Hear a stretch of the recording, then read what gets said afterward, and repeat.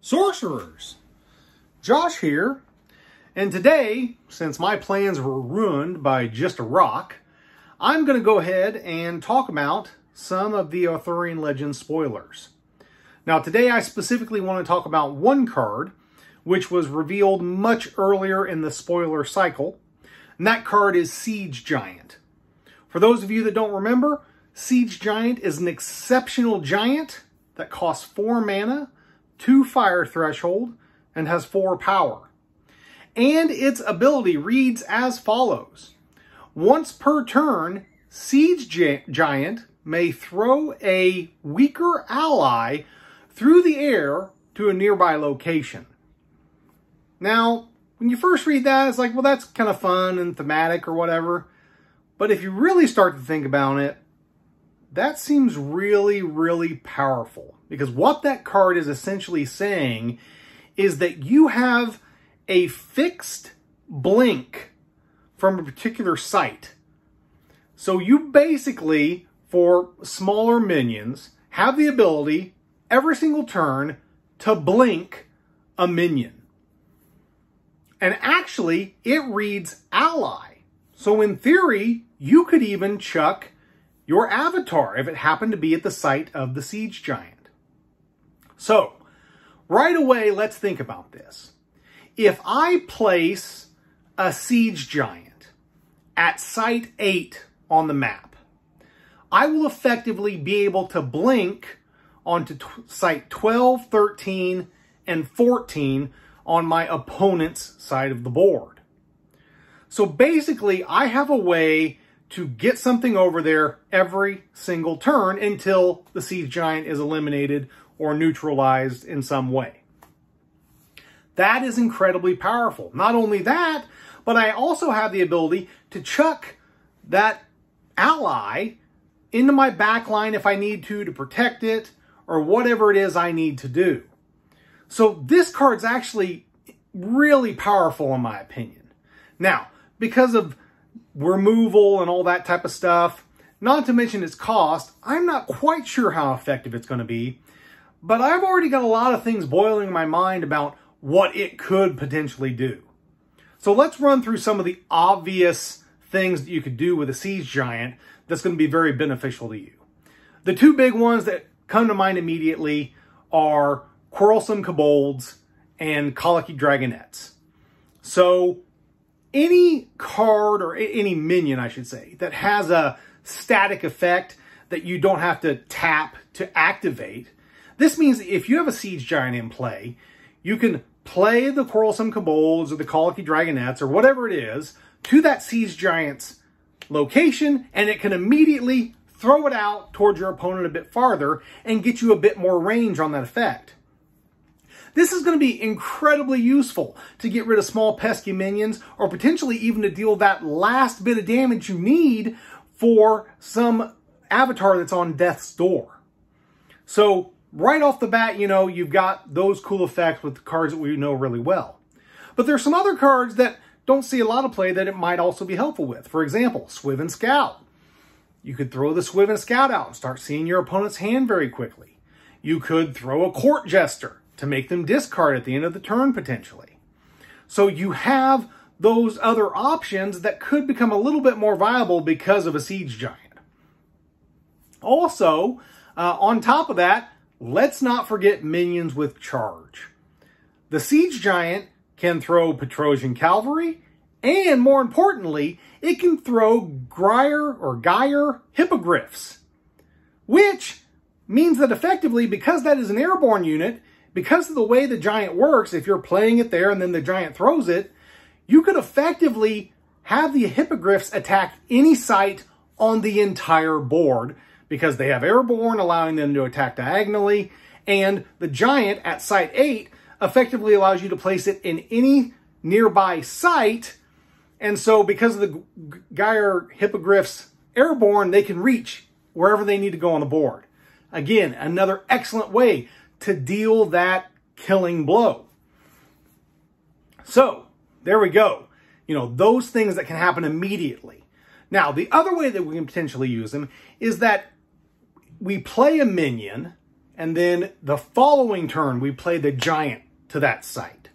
So that way the minion has lost its summoning sickness. There's all sorts of examples of what this could be. You know, any minion, any bigger minion, just to be able to hurl, well, not bigger, but anything with less power than it, to be able to hurl it and let it do whatever special effect it might have. Perhaps you're going to, you know, hurl a scarab. You hurl the scarabs one site, and then they can get to your opponent's back line and explode immediately by attacking something. So cards like that, where you're kind of waiting for a turn to let the minion's summoning sickness resolve, and then the next turn you play the Siege Giant. And because the Siege Giant's effect doesn't require him to tap, he can just chuck it. He can chuck it the turn he comes into play, even though he's got summoning sickness. So a really, really cool way to use him. He has a lot of different uses. The cost of 4 might be a little bit prohibitive. Maybe he won't see as much play as I'm hoping, but I think he has a lot of fun things that he's going to potentially be able to do. And having access to what is effectively a blink every turn, I think, is going to be worthwhile, although your opponent's probably going to try to remove it very quickly. But even a few turns of him being out there might be fun. Not to mention, he is power 4, so he could move about and try to do some damage somewhere. Although, that does kind of limit your ability to actually play things, unless maybe you're playing a spirit deck and, you know, you have evil presence down, and then, you know, you summon the spirit and the spirit has charge and you throw the spirit somewhere else or something. You know, that would be the only thing I could think of, maybe where you could use the Siege Giant in the way I'm talking about. Because once he's on your opponent's site, you lose a lot of the things that you could potentially do. Although, you know, if you're swarming your opponent, you know, it might be worthwhile to have the giant somewhere where minions can kind of be where he's at and you can throw them where they need to go. But the final thing that I really want to talk about is a card that I've always wanted to really work. And I feel like Siege Giant has the ability to actually make this card decent. So the card that I'm talking about is Kite Archer. Now, Kite Archer is 3 mana, 1 air threshold, 2 power, ranged, and has the ability that after making its range attack, it immediately takes a step. It has not seen play, really, that I have seen. But with the Siege Giant, you could potentially play your Kite Archer, play your Siege Giant to that, throw your Kite Archer from, you know, site 8 to site 13. The Kite Archer can then do a ranged attack out to site 12 or 14 or to your opponent's back line, which would be whatever site that would be. Can't think of it right now. To that back site. And then it could immediately step back to the cover of the Siege Giant. So I think that's kind of a super cool thing where maybe Kite Archer could kind of be like this fun thing where you're throwing it turn after turn. And then, you know, he's pinging for 2, pinging for 2, pinging for 2, and bouncing back. Now, obviously, if you're getting to a situation where you kind of have to throw the Kite Archer over to site 12 or site 14, then, you know, you're not going to have the cover that giant's going to provide, because when the Kite Archer steps back, you know, he's going to step back to your site 7 or to your site 5, right? No, your site 7 or your site 9. So when he steps back there, he's not going to have that cover. So then the Siege Giant will have to tap to move to that site so you can repeat the cycle in your next turn. So I think that'll be pretty fun. Maybe it won't actually turn into something, but I'm going to try it out because I think it sounds really entertaining. And all the things that I want to do with this giant and just throwing stuff. Oh, and one more thing. The airship is only strength 3 and it can carry minions. In theory, you could put a Conqueror Worm in the airship and then throw the airship.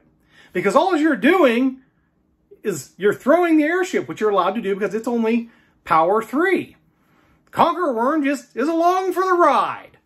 So, fun little things you might be able to do with that too, using airship. And I love that piece of art. So it'd be really cool to see airship starting to show up on the battlefield for this giant to hurl it loaded with whatever.